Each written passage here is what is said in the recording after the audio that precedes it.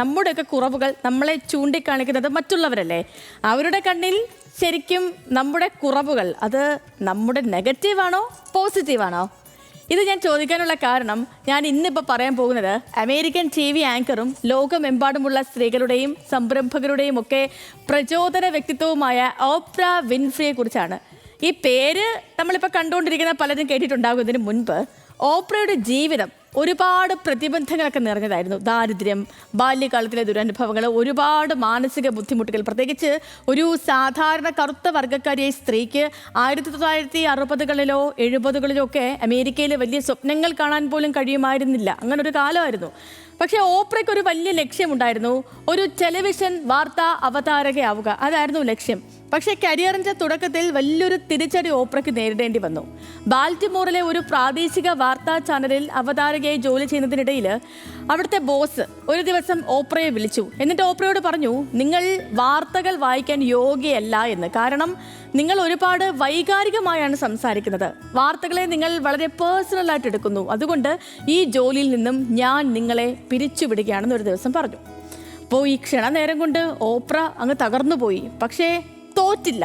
Boss പറഞ്ഞ ആ കുറവിനെ അവർ തങ്ങളുടെ ഏറ്റവും വലിയ ശക്തിയായി മാറ്റി. താൻ വൈകാരികമായി സംസാരിക്കുന്നുവെങ്കിൽ, താൻ വാർത്തകളെ വ്യക്തിപരമാക്കുന്നുവെങ്കിൽ, താൻ ഇനിയും അങ്ങനെ തന്നെ സംസാരിക്കും. ടോക്ക് ഷോ പരിപാടി നടത്തും. ഓപ്ര ചിക്കാഗോയിലേക്ക് താമസം മാറ്റി ടോക്ക് ഷോ രംഗത്ത് കൂടുതൽ സജീവമാകാൻ നോക്കി. പിരിച്ചുവിട്ടപ്പെട്ടതിന് കാരണം പറഞ്ഞ അതേ കഴിവ് ഉപയോഗിച്ച് ആം ചിക്കാഗോ എന്ന പേരിൽ ഒരു ടോക്ക് ഷോ തുടങ്ങി.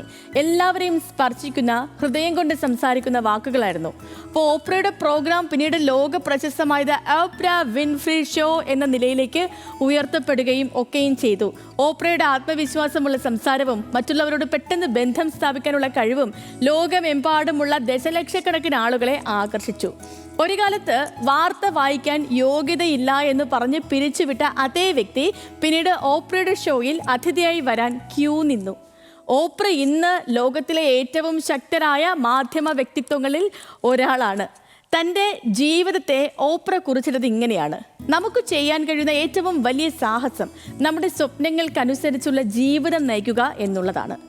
അപ്പോൾ പ്രിയപ്പെട്ടവരെ, നമ്മുടെ ലക്ഷ്യത്തിലേക്കുള്ള വഴികൾ തടസ്സങ്ങളൊക്കെ ഉണ്ടാകും. അങ്ങനെ ഉണ്ടാകുമ്പോൾ അല്ലെങ്കിൽ നമ്മളെ നിരുത്സാഹപ്പെടുത്താൻ ആളുകൾ വരുമ്പോൾ ഒരൊറ്റ കാര്യം ഓർത്താൽ മതി: നമ്മുടെ ആത്മവിശ്വാസമാണ് നമ്മുടെ ഏറ്റവും വലിയ മൂലധനം. മറ്റുള്ളവരുടെ വിമർശനങ്ങളെ പാഠമാക്കിയെടുക്കാം. നമ്മളായി തന്നെ ശക്തമായി മുന്നോട്ട് പോകാം. അപ്പോൾ എന്ത് ചെയ്യാൻ പറ്റും? നമുക്ക് സ്വപ്നങ്ങൾ ഓരോന്നോരോന്നായി നേടിയെടുക്കാൻ പറ്റും.